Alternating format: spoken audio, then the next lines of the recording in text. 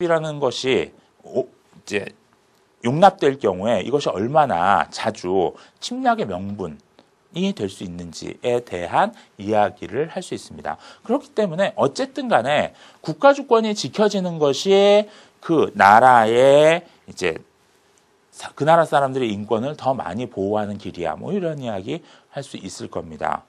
자, 실제로 인도적 개입이 이루어진 많은 나라들에서 인도적 개입 때문에 죽은 사람들이 오히려 더 많은 상황들이 벌어지거든요. 그런 것들을 이야기할 수 있습니다.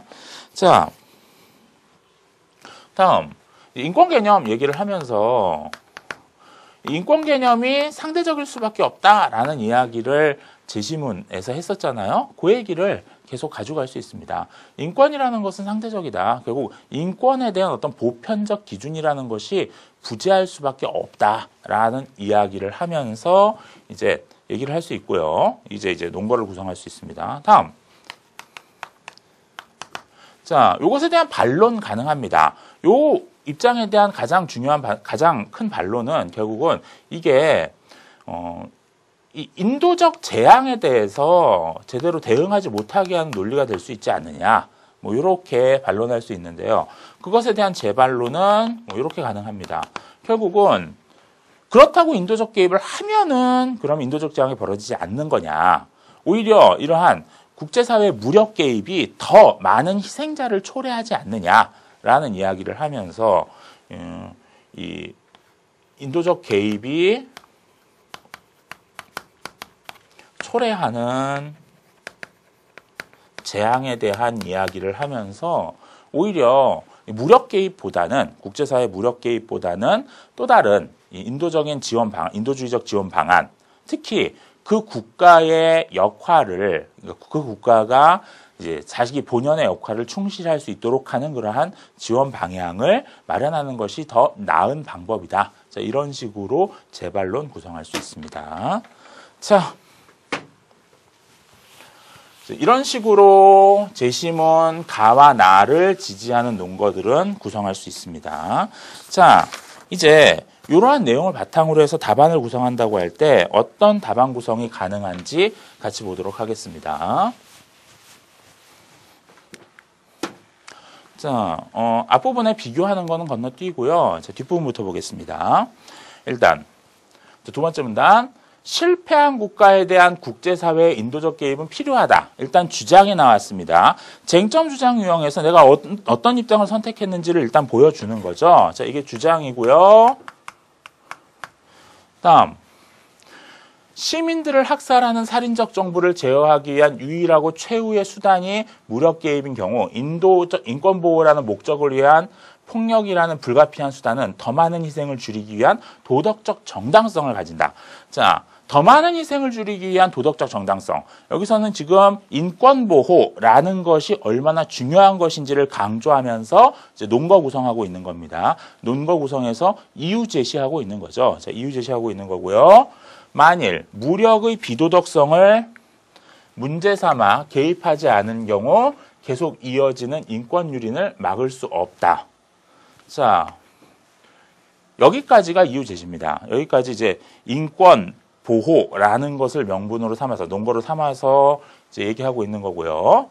자, 물론 인권 침해를 이유로 한 국제적 개입 허용은 강대국이 자의적 기준을 적용하여 약소국 개입을 정당화하는 빌미를 제공할 수 있다. 반론입니다. 반론하고요. 하지만 국제연합 결의와 같은 국제사회의 합의하에 개입하면 부작용을 어느 정도 예방할 수 있다. 재반론이죠. 보완 방향이 되는 겁니다. 이런 반론에 대해서. 자, 이런 식으로 해서 지금 전체 답안 구성이 가능하다는 것. 자, 사실 훨씬 더 구체적인 방안들을, 구체적인 내용들을 많이 쓸 수 있음에도 불구하고 사실 정해진 분량이 있기 때문에 거기에 쓸 수 있는 내용은 뻔합니다. 논거, 선생님이 얘기한 내용이 훨씬 많죠. 그런데 그거 다 못 들어갑니다. 정해진 분량이라는 한계가 있기 때문에 그 안에 그럼 뭘 넣을 것인가라는 것들은 이제 선택하는 것이 좀 필요하겠죠. 자, 어쨌든 이런 식으로 답안 구성 가능합니다. 다음, 자, 쟁점 주장 유형 연습 문제 3 같이 보도록 하겠습니다. 일단 문제를 보면은 제시문 가에서라는 타인의 고통에 대한 다양한 견해를 보여주고 있다. 이런 얘기 나오죠. 자, 우리가 봐야 될 것은 타인의 고통입니다. 자, 타인의 고통에 대해서 이야기를 하는데 이들 견해의 요지를 밝히고 자릅니다. 자, 요지 밝혀주면 돼요. 우리 사회에서 우선적으로 고려해야 할 경우는 무엇인지 제시문 가운데 하나를 선택하여 논하시오라고 했습니다. 자, 600자 내외로 답안 구성하는 겁니다. 2010년 숭실대 수시기출 문제인데요. 자, 일단 이 문제 같은 경우에 가나다라에서 타인의 고통에 대해서 어떤 이야기를 하고 있는지를 일단 보는 게 필요합니다. 그것을 앞부분에서, 답안의 앞부분에서 정리해주고, 그리고 뒷부분에서 그 중에 하나 선택해서 왜 이거 선택했는지, 자, 이유 제시해야 되는 겁니다. 결국 600자 답안 구성에 있어서 앞에 300자 한 문단은 이 가나다라에 대한 요약. 자, 그리고 뒤에 300자 한 문단은 왜 타인의 고통에 대한 이 입장을 선택했는지에 대한 논과 구성. 자, 요게 중심이 되는 겁니다. 자, 그럴 때 제시문 차례차례 보도록 하겠습니다. 자, 일단 제시문 가부터 봅니다. 자, 제시문들이 다 짤막짤막하죠. 자, 요 짤막짤막한 제시문을 통해서 하고 싶은 얘기는 되게 뻔합니다. 자, 제시문 가에서는 타인의 고통 밖에 있다는 안도감이 비극을 즐기는 자의 쾌감이다. 이런 이야기를 하고 있습니다. 결국은 우리가 비극을 볼 수 있는 것은 그 비극이 나와 무관한 일이다라는 생각 때문이거든요. 요 제시문 읽을 때 학생들이 조금 헷갈릴 수 있는 것은 첫 번째 문단에서 저것은 나이면서 내가 아니다라는 것 때문에 나의 일로 여기면서 또한 나의 일이 아닌 걸로 여겨 이 이중적인 부분이 다 있어 라고 이해하기 쉽다는 건데, 근데 두 번째 문단으로 넘어가면은 아니 저것은 나와 무관해 라는 것이 더 중심이 되고 있습니다. 결국은 여기서는 타인의 고통에 대해서 내가 공감한다는 부분보다는 타인의 고통에 대해서 내가 공감하지 못한다는 부분이 더 큽니다.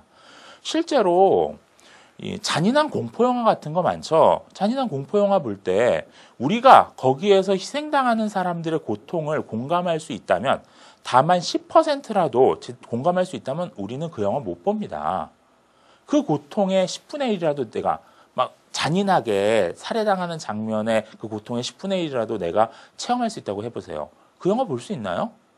근데 우리가 그 영화를 돈 주고 보는 이유는 결국은 그것이 나와 무관하다는 그러한 생각 때문에 그것이 나에게 오락이 되는 겁니다.